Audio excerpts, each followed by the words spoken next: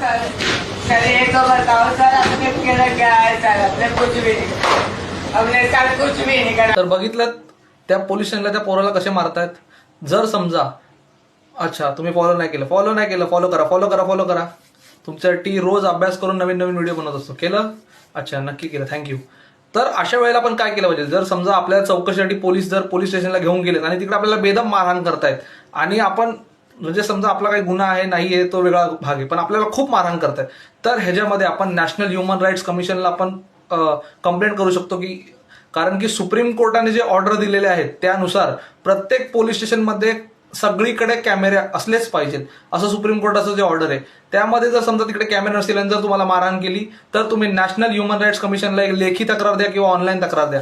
त्यामध्ये national human rights कमिशनकडे अशी power असते की त्यामध्ये ते लोक स्टेट गव्हर्नमेंटकडे ह्याचा रिपोर्ट मागू शकतात की या सदर व्यक्तीला मारहाण पोलीस स्टेशनमध्ये झालेली आहे, त्याचा आम्हाला रिपोर्ट पाहिजे.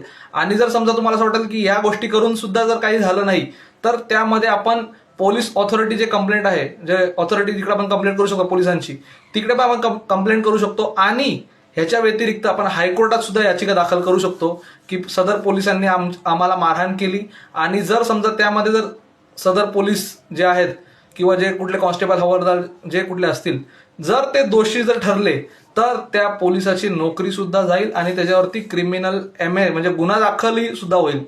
जर व्हिडिओ आवडला तर नक्की लाईक करा, शेअर करा. आणि मी तुमच्यासाठी दिवस रात्र अभ्यास करून अनेक व्हिडिओ बनवत असतो. आता वेळ भेटत नाही, तो वेगळा भाग आहे, पण तुम्ही आठवणीने फॉलो करा.